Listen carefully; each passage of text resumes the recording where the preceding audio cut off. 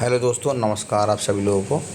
आज से हम लोग निबंध के कुछ इम्पोर्टेंट टॉपिक डिस्कस करा जाएगा जो कि यूपीएससी और स्टेट के एग्ज़ाम के लिए हेल्पफुल होगा।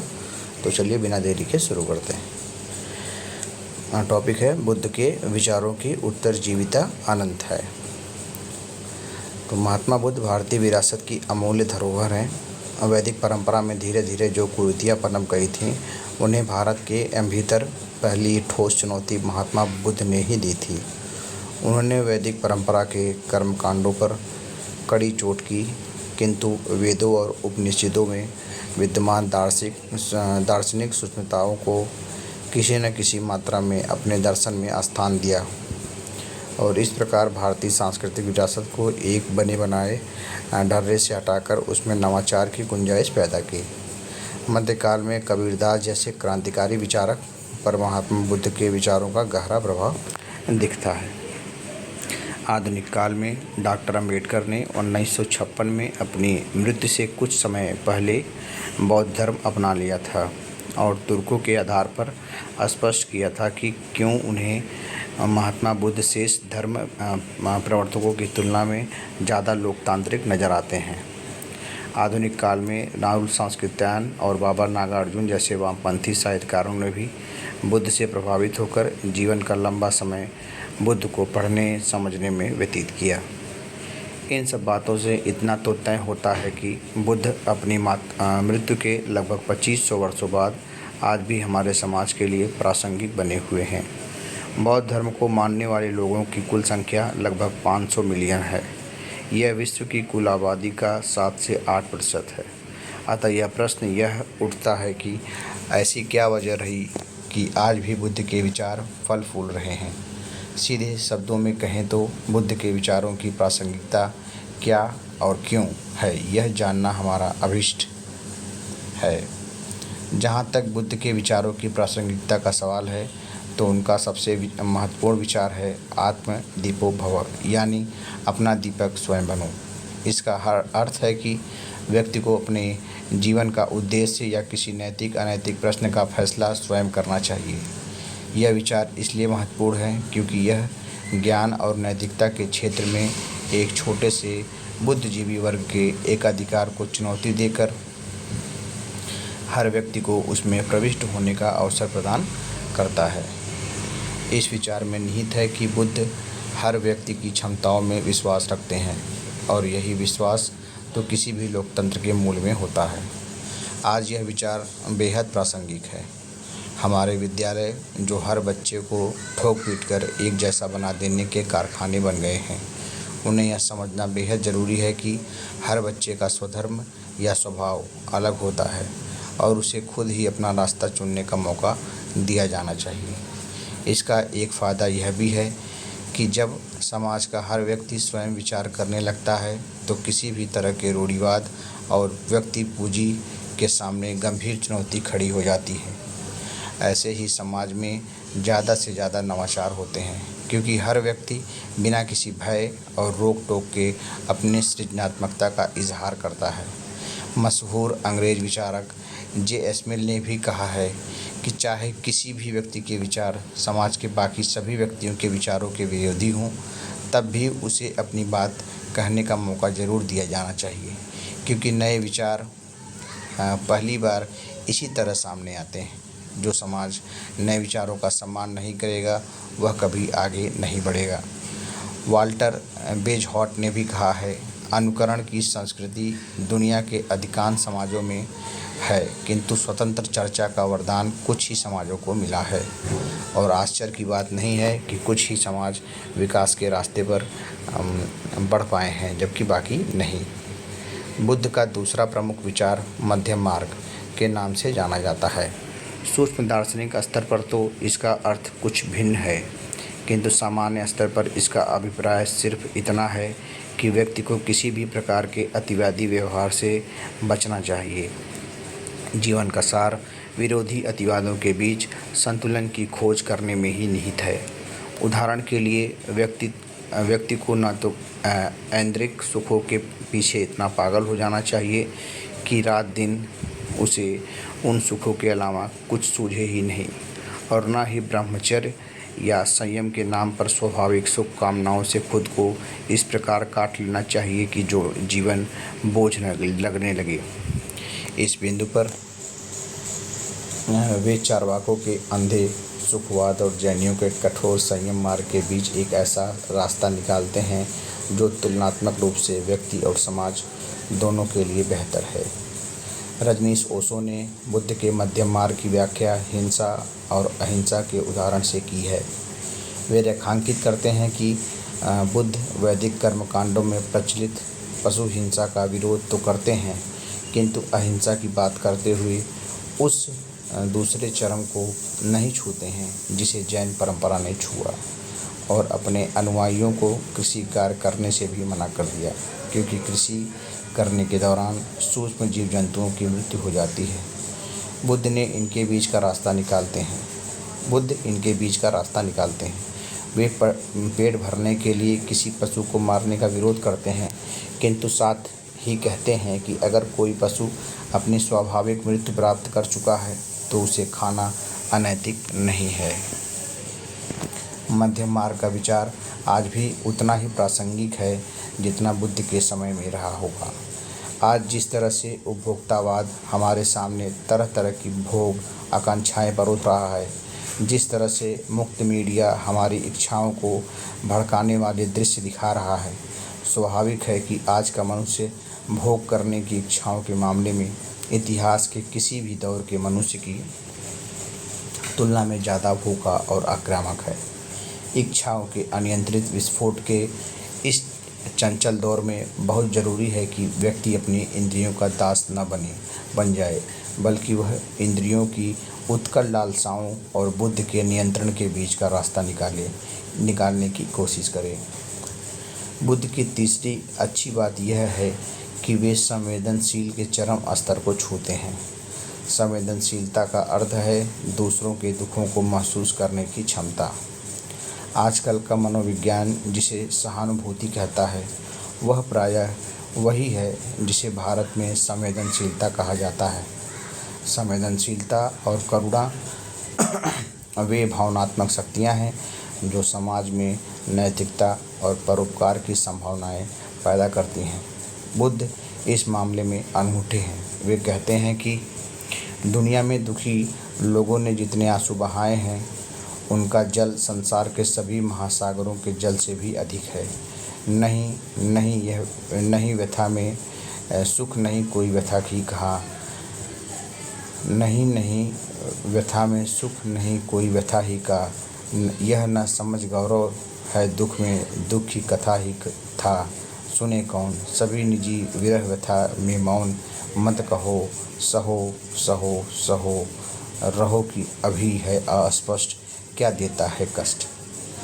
फिर से एक बार, दुनिया में दुखी लोगों ने जितने आंसू बहाए हैं, उनका जल संसार के सभी महासागरों के जल से भी अधिक है। नहीं व्यथा में सुख नहीं कोई व्यथा ही का। यह न समझ गौरव है दुख में दुख की कथा ही कथा। सुने कौन सभी निजी विरह व्यथा में मौन मत कहो। सहो रहो कि अभी है अस्पष्ट क्या देता है कष्ट। जहाँ बाकी दार्शनिक अपनी पहली प्राथमिकता चिंतन मनन और सूक्ष्म विश्लेषण को देते हुए नजर आते हैं, वहीं बुद्ध की पहली प्राथमिकता संसार के सभी प्राणियों के दुख दूर करने की है। उनकी संवेदनशीलता का चरम स्तर वहाँ दिखता है जहाँ वे दूसरों के दुखों से तटस्थ रहकर बौद्धिक उछल कूद में लगे रहने वाले दार्शनिकों पर व्यंग करते हुए कहते हैं कि तीर से घायल व्यक्ति को देखकर हमारी पहली कोशिश यह होनी चाहिए कि हम उसका तीर निकालें और चिकित्सा करें, न कि उस बेचारे से तीर किसने मारा, क्यों मारा, कैसे मारा जैसे सैद्धांतिक प्रश्न पूछने में समय बर्बाद करें। बुद्ध के इसी नज़रिए का सर्वोच्च स्तर बोधिसत्व की धारणा में दिखता है। बोधिसत्व यानी वह मुक्त व्यक्ति जो दुनिया के दुखी व्यक्ति के दुख दूर होने तक चैन से नहीं बैठता और अपने अर्जित निर्वाण सुख को भी टालता रहता है। कहने की ज़रूरत नहीं कि ऐसा संवेदनशीलता आज के समाज में तो और ज़्यादा ज़रूरी है। समाज में व्याप्त विषमताओं तथा सामाजिक वंचन को देखते हुए ऐसे समाज सेवियों और प्रशासकों की ज़रूरत है जो दूसरों के दुख दूर करने में ही संतोष महसूस करें। यह गुण सीखने के लिए बुद्ध अच्छे रोल मॉडल साबित हो सकते हैं। बुद्ध के विचारों में चौथी अच्छी बात यह है कि वे परलोकवाद की बजाय इहलोकवाद पर अधिक बल देते हैं। गौरतलब है कि बुद्ध के समय प्रचलित दर्शनों में चार्वाक के अलावा लगभग सभी दर्शन परलोक पर अधिक ध्यान दे रहे थे। उनके विचारों का सार यह था कि इहलोक मिथ्या है और परलोक ही वास्तविक सत्य है। उनके प्रभाव में आकर लोग इहलोक को नज़रअंदाज करके परलोक सुधारने में जुटे रहते थे और इससे निरर्थक कर्मकांडों तथा अनुष्ठानों को बढ़ावा मिलता था। बुद्ध ने जानबूझकर अधिकांश पारलौकिक धारणाओं को खारिज किया।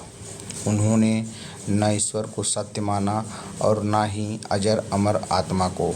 उनके दर्शन में निर्वाण तथा पुनर्जन्म की धारणाएं ही ऐसी हैं जो अलौकिकता के स्तर को छूती हैं। हालांकि उन्होंने भी पर्याप्त कोशिश की कि परलोक की प्रेरणा हावी न हो। उनकी प्राथमिक कोशिश यही रही कि इसी जगत में रहते हुए यहाँ के दुख दूर किए जाएं। आज के समय में तो लगभग हर व्यक्ति अपने इहलोक को सुधारने को उत्सुक रहता है। परलोक की चिंता वह करता भी है तो प्रायः एक संदेह और अनमनेपन के भाव के साथ। यही कारण है कि इस बिंदु पर भी बुद्ध हमारे लिए उपयोगी साबित होते हैं। बुद्ध के विचारों का पांचवा प्रेरणादायी पक्ष यह है कि वे व्यक्तित्व को अहंकार से मुक्त होने की सलाह देते हैं। अहंकार का अर्थ है मैं की भावना। यह मैं ही संसार के अधिकांश झगड़ों की जड़ है।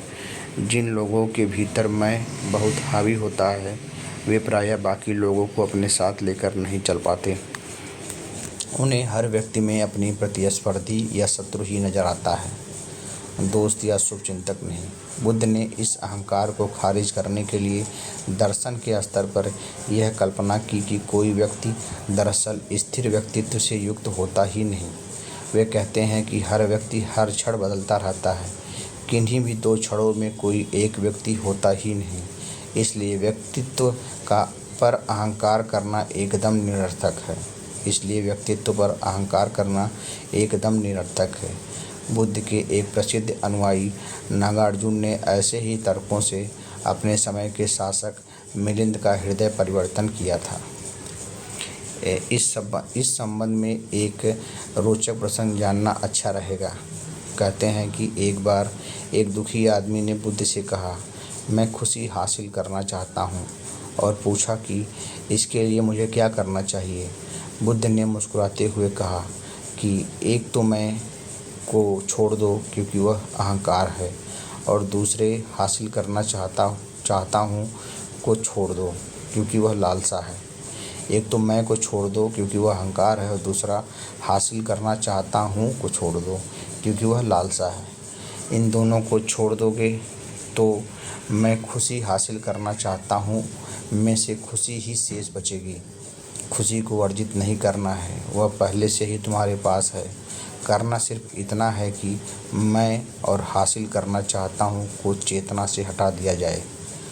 बुद्ध ने विचारों की छठी विशेषता हृदय परिवर्तन के विश्वास से जुड़ती है।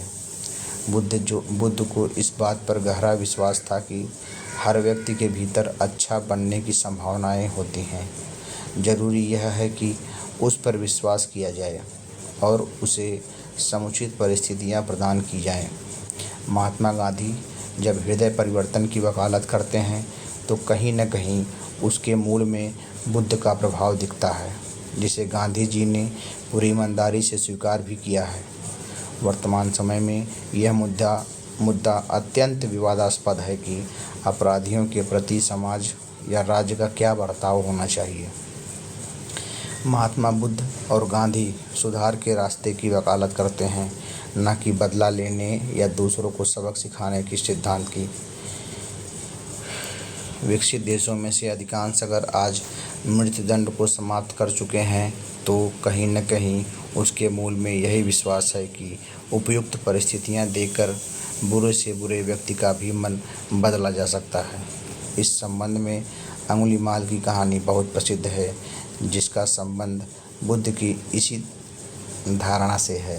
कहते हैं कि अंगुलीमाल एक खतरनाक डाकू था जो 999 हत्याएं कर चुका था और अपने शिकारों की अंगुलियां काटकर उनसे बनी माला पहनता था।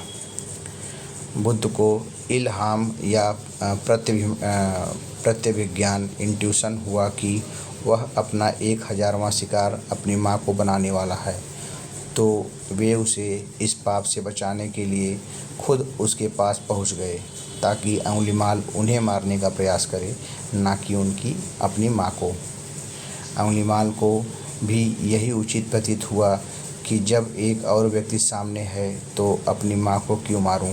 इस भाव से उसने बुद्ध की हत्या करने का निश्चय किया, किंतु कुछ ही देर की बातचीत में उसके मन पर इतना गहरा असर पड़ा कि उसने डाकू जीवन को छोड़कर बुद्ध मार्ग अपना लिया और बुद्ध के साथ संग में ही रहने लगा। यह प्रतीकात्मक कथा तथ्यात्मक स्तर पर सही है या गलत, यह महत्वपूर्ण नहीं है। महत्वपूर्ण यह है कि इस कथा के बहाने बुद्ध एक महान नैतिक विचार प्रस्तावित करते हैं कि बुरे से बुरे व्यक्ति को भी अच्छा जीवन जीने का मौका दिया जाना चाहिए। एक प्रसिद्ध कहावत भी है कि हर साधु का एक अतीत होता है और हर दुष्ट का एक भविष्य होता है। अंगुलीमाल की कथा सुनकर इस कहावत का अर्थ समझना मुश्किल नहीं रह जाता।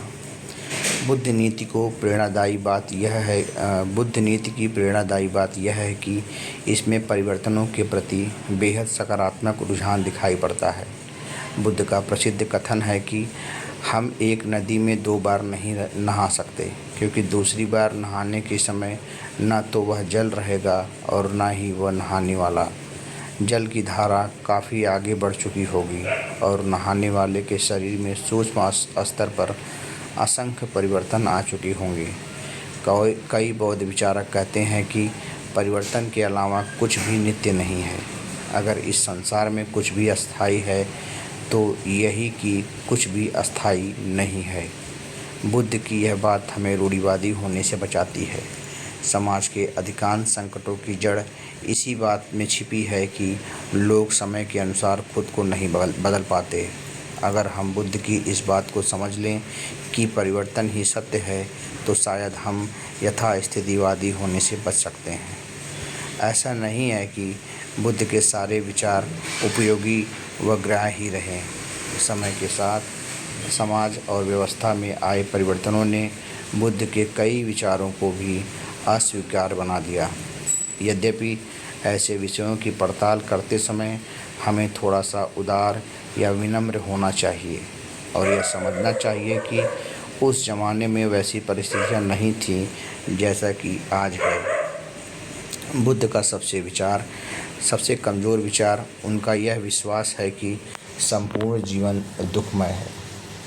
बुद्ध का सबसे कमज़ोर विचार उनका यह विश्वास है कि संपूर्ण जीवन दुखमय है। उन्होंने जो 4 आर्य सत्य बताए हैं, उनमें से पहला सर्वम दुखम अर्थात सब कुछ दुखमय है। एक दिन वह दुविधा के घोड़े से कहेगा कि जाओ, यह जमीन पर चलने का निर्णय होगा। वही संसार में व्याप्त दुखों को देखकर कह सकेगा कि जीवन में दुख इस तरह व्याप्त है जैसे समुद्र में नमक।